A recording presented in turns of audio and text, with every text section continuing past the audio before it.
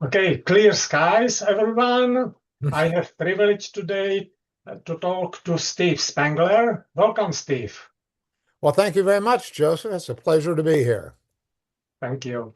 First of all, I have to congratulate you to your 2026 NCRAL Region Award. Congratulations.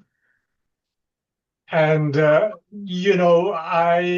I read basically all your achievements, and I was like, wow. This is unbelievable. But let me ask you a very simple question. How come that you are astronomer? How come that you are interested in astronomy? What happened in your life? Well, I think there's a simple answer. First of all, I deeply appreciate the Region Award that I received at the recent NCRAL meeting, and I think there were a lot of people that were deserved it better than I do, but I certainly will state that I'm enthusiastic about forwarding amateur astronomy.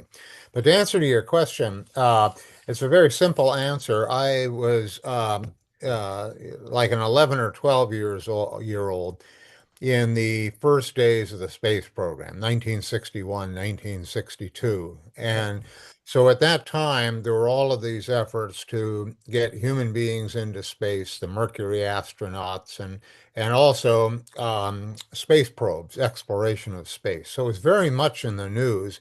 If you'd go to like bookstores and newsstands, they would have magazines about the space program.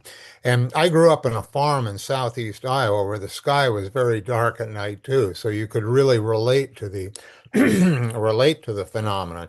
So all of that coming together, there was this satellite that older people remember called Echo. It was launched, I think, in 1960, and you could see it come over. I mean, I think nowadays we view satellites as a complete annoyance. I certainly do. I don't want them up there, but in 1960, it was a new thing, and it was exciting to see that. So all of these things together were a very natural environment for becoming very interested in astronomy. So it's a combination of what was going on in the nation and the world, and the place I lived that was very good for developing an interest like that. So did you have in those days your own telescope? Yes, I did. I managed to nag my parents. I got my first telescope when I was 12 years old from a Sears and Roebuck catalog store. Now, I think that most people in your audience probably don't know what that is, but you could order things, and they got this telescope for me. And I guess out of a sense of nostalgia, the telescope I have in my office right now, made by Orion, is very similar to that one in aperture, and there's a lot you could do. So yeah, I did have my own telescope, and then as time went on, I kind of began realizing that astronomy was very heavily tied to mathematics and physics, so I began developing interests in those as well. But yeah, I was a child of the early space age. So right now we are talking about telescope, so it means optical astronomy. But Yeah. if I look list of your achievements, I mean, it's related somehow, of course, to physics, but to probably radio astronomy, right? That's right. That's right. How how you became interested in radio astronomy? Well, again, that has a very simple answer. I went up to the University of Iowa in 1968 and started taking classes, and I was interested in getting involved in research.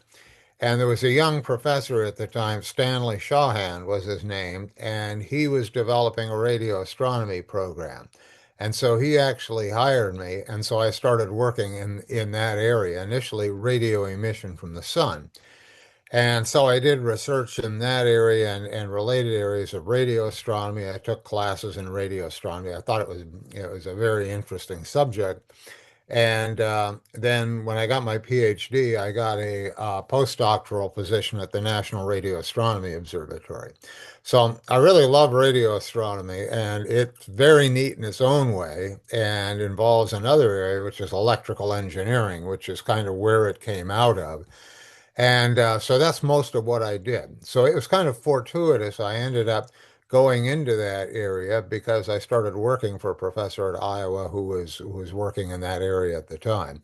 Now, since retirement, I've sort of drifted back to probably more the things I was interested in high school. Although also, as my professional interests developed, I became interested in things like what's called turbulence or random motion of fluids that can occur in space as well as on Earth, and I'm still interested in that.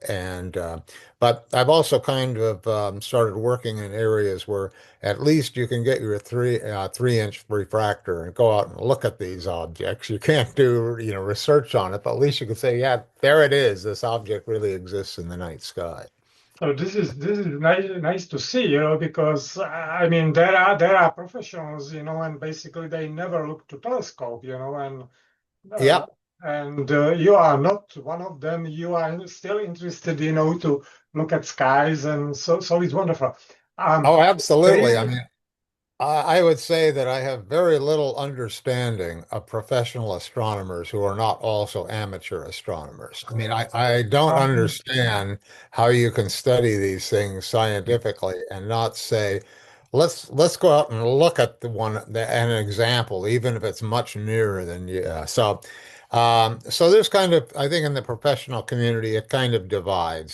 Some have my opinion. Other ones just view it as a scientific problem, and they're in sympathy with the idea that it's nice to go out and look at the night sky, for instance, but it's not a big part of their life. at last conference, I went to Iowa City at the University of Iowa, and I was in building where Dr. James Van Allen used to Yep. work. And probably you are familiar with that building, and I saw that corner of his, I believe, Cerno One or something. Yep. It used to That's right. be Van Allen Lab, and being there was important for me because I realized that he is in Iowa big figure, and not only Iowa, he was important for Yeah. United States space program. So, Hmm. did you meet him? Did you? Oh yeah, I knew him very well. It's the one of the stories I tell is what I think the idea of a university should be is an experience is related to an experience I had when I came up to the University of Iowa in 1968 off the farm.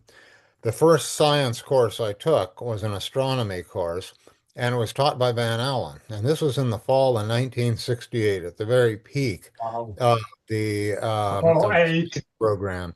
And it was so exciting to have this main figure of space science in the United States teaching these undergraduate students. And he wanted to do that. He did that for many years.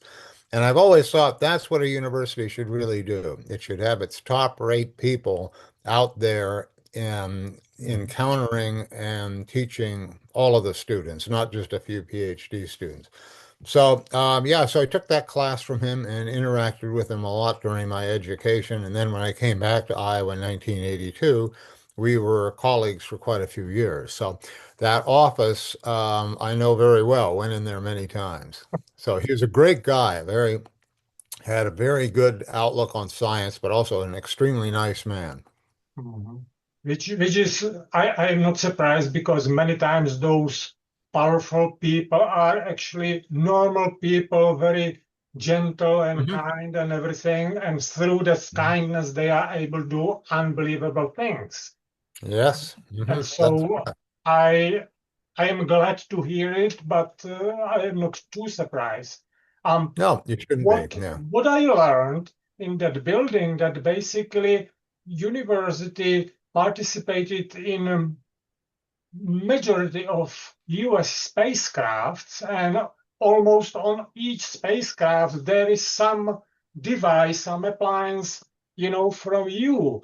Um, do you have any yours No, I transmitters never. or whatever on spacecraft? Yeah, I've done projects where I've studied the data that came from those instruments. Although I don't know whether actually dealt with any University of Iowa experiments, but I never actually dealt with that myself, but I was aware of the people I worked with were Okay. building instruments that went on spacecraft. Or there've been a few times when an entire spacecraft was built in that building as well. And I think we'll have the option of doing that as well in the future because the university has put a lot of money into essentially building spacecraft instrumentation capability in that building. So, but no, I never, I have friends of mine, like one is Dr. William Kurth, who actually worked on the bench on an instrument on Voyager 1 that's now way outside, like at 180 astronomical units or something. It's going to be in November, a light day from Earth. Wow. So that's kind of that's sort of that would be an incredible experience. In fact, we're going to have him give a talk at our Cedar Amateur Astronomy Public Night on exactly this point. That's in November. And you used to work at Arecibo Observatory, which used to be, Yep, 300 meters that's deep. right. So what did you do with that? Well, I sort of did a number of things. I looked for radio emission from stars. There are different kinds of stars will produce radio emission. I made measurements, quasars, the radio emission from quasars with them. And the advantage, of course, it had being such a large area, it collected, it was very sensitive. In other words, it could collect very weak signals. And so that was the main point.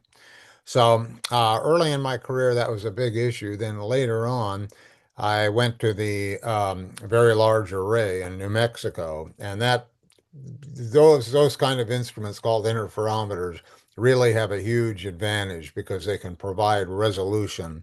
I mean, the classic sort of the rough story is that a telescope like Arecibo has an angular resol at most of the frequencies it operated at had a resolution about that of the human eye. So if you go out and do naked eye astronomy, what can you see? You can see maybe a little bit of the man and the moon features. But other than that, that's about all you can see. You can't see any structure. You really can't see double stars. The VLA had roughly the resolution than you would with an amateur telescope, fairly like down to about an arc second or so.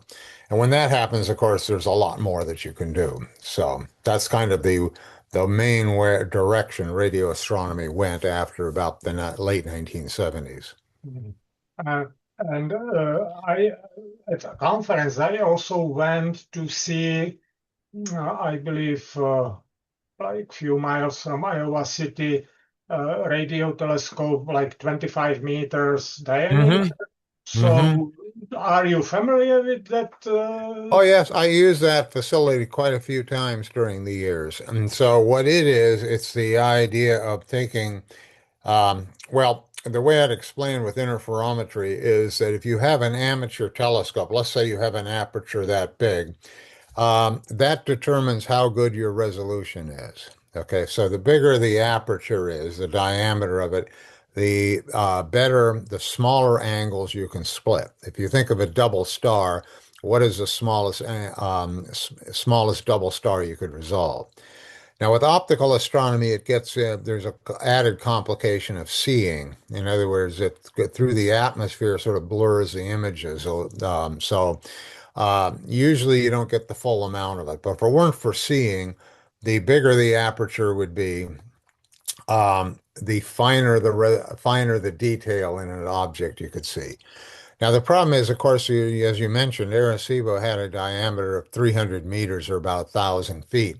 So that's a very big structure. And if that's only giving you the resolution of the human eye, going up by a factor of 100 is not really practical. But what was developed in really the 1960s was by taking two or more antennas and separating them and combining the signals, and you would get the angular resolution of a telescope this big, even though you only had two small antennas. So, and then once you started that out, you could have, instead of two, you could have three, four, five, and so on. And so the VLA has 27 antennas, and you get combinations between all the pairs. And so it really and when you process the data through the computer, you really get the resolution than you would with a telescope 35 kilometers in diameter. Now, the telescope you visited in North Liberty takes this one step further and says we can take antennas essentially separated by the diameter of the Earth and combine the signals. And it's one of the very long baseline array has 10 antennas like that, and the one at North Liberty is one of them. And so you can get resolution like 1,000 to 10,000 times finer than you can in the at the in the optical. So that's really necessary for answering a lot of scientific questions. And my understanding is actually this is the way how we observe like first black hole in M87 or and in Yep, the that's Milky Way, Sagittarius. yeah, that's pretty much true. I mean, the M87 black hole was, I mean, there's an indication it has a jet coming out of it. In other words, there's like a stream of matter coming out of that. And you can see that with like the VLA. But if you really want to see into the center, then you need instruments like the Very Long Baseline Array. Yeah, yeah. Um, well, you are active in your astronomy club, and you have actually grandchildren. Do you talk to kids about astronomy or what? Somewhat. I mean, I think that one of the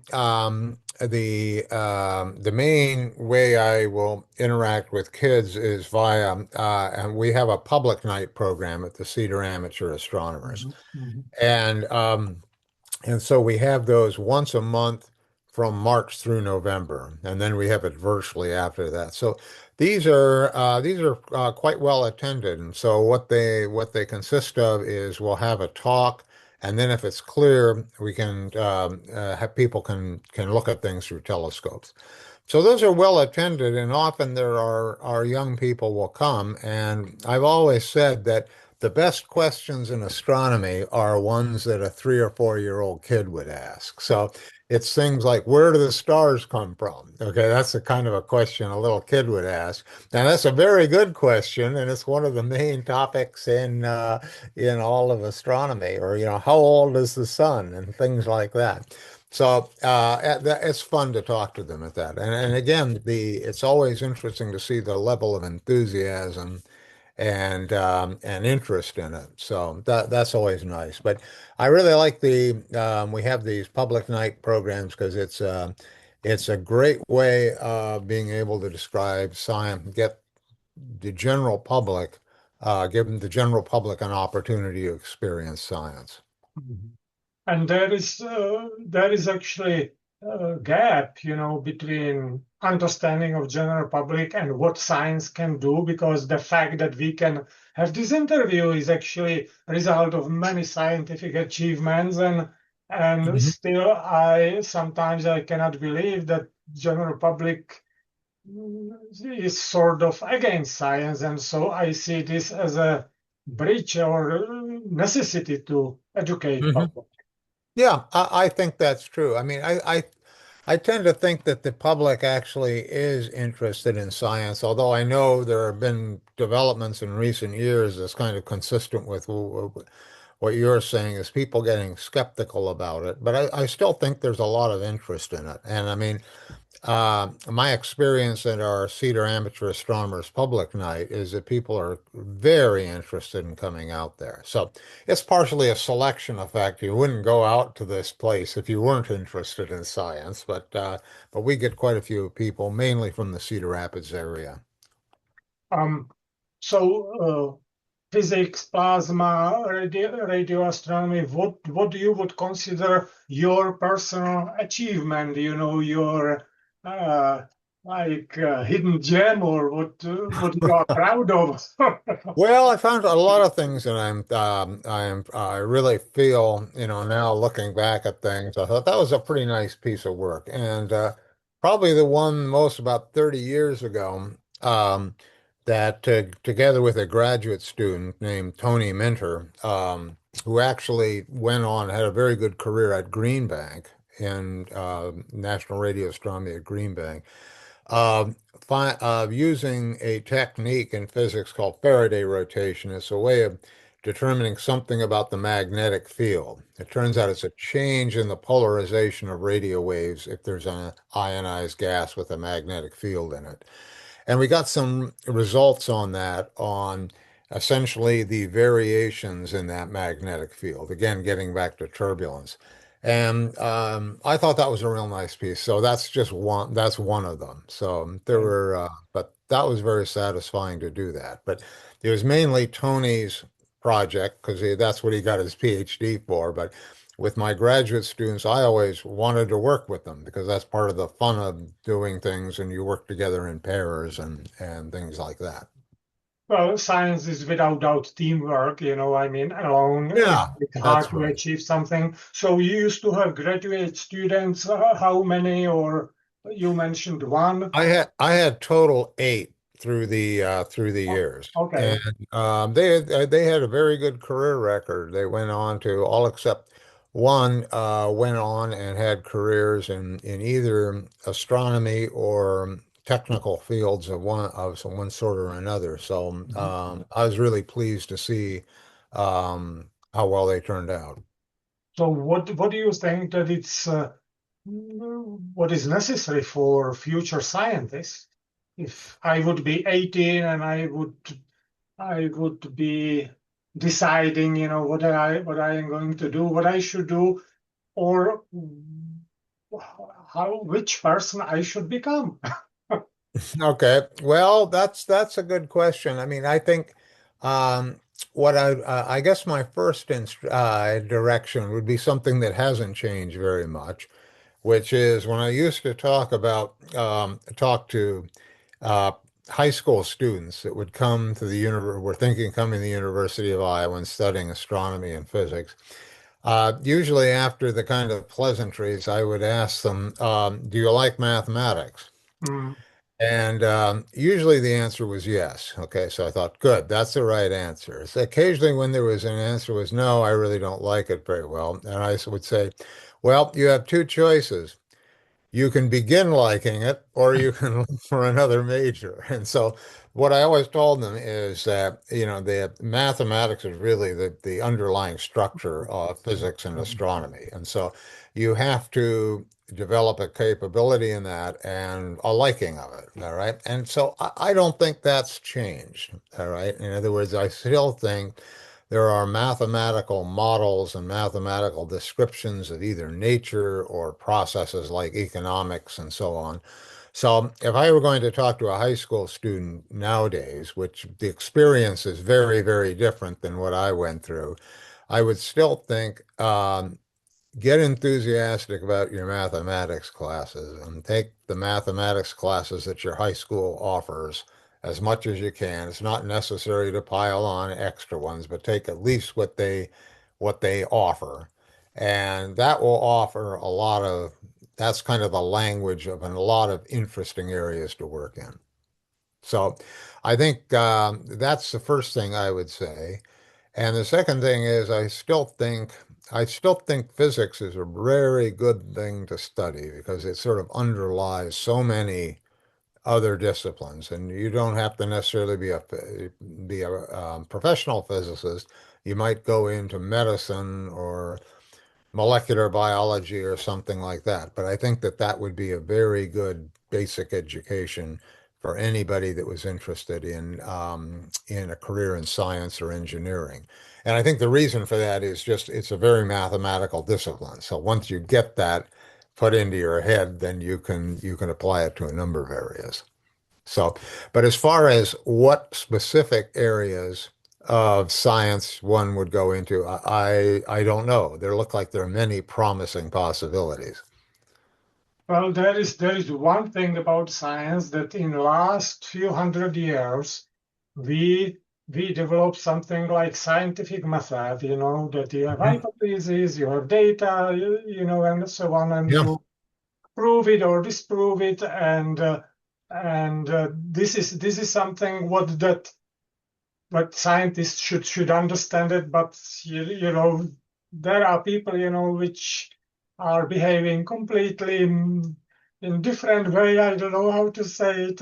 Yeah, yeah. Well, I still think I'm still a believer in the scientific method, so I still think it's a good thing to follow, and I think people will realize a lot of very important things in their lives have come around, that come about because of the progress in the understanding of science. I mean, think of when you go to a doctor, for instance, all of the diagnostic tests and the techniques they can use nowadays are a result of scientific developments over the last few decades. Yeah. Not astronomy, but like I say, again, physics and biology and chemistry and so on. Although And even in astronomy, there are a lot of things, techniques for imaging that I think have gone into have had technological applications. Absolutely, and let's say 50 years ago, astronomy was much narrower field. Now it exploded and it covers, so many different scientific fields, not only optical astronomy, which used to be, let's say, Oh 100 yeah. or so years ago. Um, Hmm. what is your next goal? What you are going to do from astronomy point of view next week or next month? You mean me personally? Yes. Well, I've got a couple of projects that I'm working on right now. And one of them is to, again, getting back into this study of turbulence. There is one of the basic properties of turbulence is a phenomenon called vorticity, Mhm. which those of us in the Midwest are very familiar with vorticity. In fact, I it's know. the And those vortexes, from there's North Pole. we're under a possible tornado watch here in Iowa today. So that's a beautiful example. You get this swirling motion. And this was something that was recognized and talked about by the Greeks even before the time of Socrates. So it's a very basic property of fluids. And so the one of the questions is whether you can, from an astronomical observation, determine that a fluid, let's say the gas in the Orion Nebula or something, has this vorticity associated with it. So what I'm doing in this case is there have been some um, uh, computer calculations of turbulence done by engineers that are very real. It's not an experiment, but it's a real, very realistic description. And then say, what does the spectral line of, let's say, if you had one of the lines that like H alpha or something, hydrogen alpha coming through this, would you see some signature of vorticity in that? So that's something I'm working on, number one. And number two is a thing that has fascinated me for a long time, which is stars like the sun.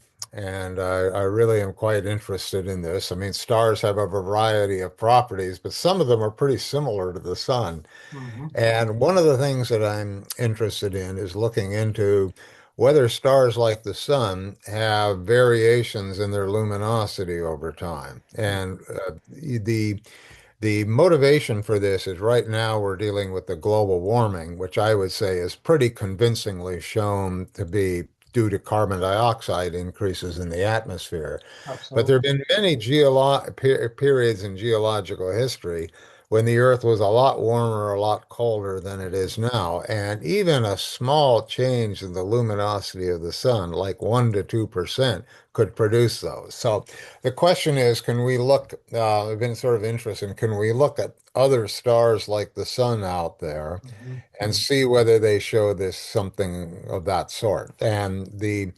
way I go about this is something I think all amateur astronomers would relate to, is you look at open star clusters because there the stars were all formed at the same time and they have the same chemical composition and all of them are the same age, and see what essentially the spread in brightness of the stars that are like the sun is in an open star cluster. So that's the other project I'm kind of working on as well. So I enjoy it immensely. So, and like I say, the advantage of getting back to the amateur professional connection is with the stars like the sun. I have a long list of them, and I like to look at them in in my binoculars or my telescope, and I get a great deal of pleasure out of that. And what I always tell people is when I point this out to other people, shows you how much astronomy is advanced, is that there are these examples of these stars that you need a pair of binoculars to see. And I can tell them that star is almost identical to the sun. And how would you know? You know, but you do, and it involves a lot of what has been done in astronomy over the past, say, 160 years or so. That was a long-winded answer, Joseph. Well, I mean, but I was curious, and I'm not surprised that you have some plans, to do, Oh, and yeah. I can imagine on project like this could uh, could also participate it amateur astronomers, through some citizen science projects. Oh, And yeah. I mean, Hmm. the I am always amazed, what is nowadays possible. What used to be very narrow field, even for amateur astronomers, now they can participate through Zoo Universe and other projects. That's right. So. That's right. Well, also the thing that one of the aspects of amateur astronomy has that has changed so much during the time that I have been interested in astronomy is just the capability of amateur instruments. Mhm. Like I say, it's not true of me. I've got my 3-inch refractor here, and I do strictly looking at through the eyepiece. But there are members of my club, for instance, and you could hear people at the NCRAL meeting who have equipment that is as good or better than what was research instrumentation when I began my career. And it's just incredible what they can do nowadays with the telescopes have improved somewhat, but it's the detectors that have really the cameras and so on that have just increased so much in capability. And also democratization, because it is not like for the richest from riches, right now, Yeah. you can buy it for not cheap, but still a reasonable Mhm. price. So, Steve, it Well, was. it's the thing I always say about when people ask, is amateur astronomy an expensive hobby? I always say it depends. It can cost nothing, or you can put an awful lot of money into it. So, It's very true, because I am always amazed what people 1,000 years ago were able to determine, investigate just by naked eyes. And of course, I mean, if you have better telescope, better sensors, it's always better. yeah, yep. Well, like at the NCRAL meeting, there were these images that were put up for auction, and they're absolutely stunning. And I think most people who have that equipment enjoy taking images of these objects that look, better than the ones in the astronomy picture of the day that you get online. But you can use that same equipment to make very precise measurements of star brightness and look at for Mm. variable stars and things as well. But and like I say, I think that was difficult or impossible, say 50, 60 years ago. And it is possible now. That's absolutely correct. Steve, it was wonderful to talking to you. I wish you good luck with your projects, and also with personal Well, life. Joseph, it was a pleasure talking to you too. And if you want to sort of contact a very famous professional astronomer who's very much of an amateur as well, I would recommend Professor Joel Weisberg at Carleton College. I mean, that isn't that far from Rochester, is it? Oh, okay, okay. Well, this is good tip. Thank you for the tip. Yeah, Joel I will have to approach him. Yeah, well, he and I went to graduate school together, and so you can tell him that Steve Spangler recommended him. Thank you, Steve.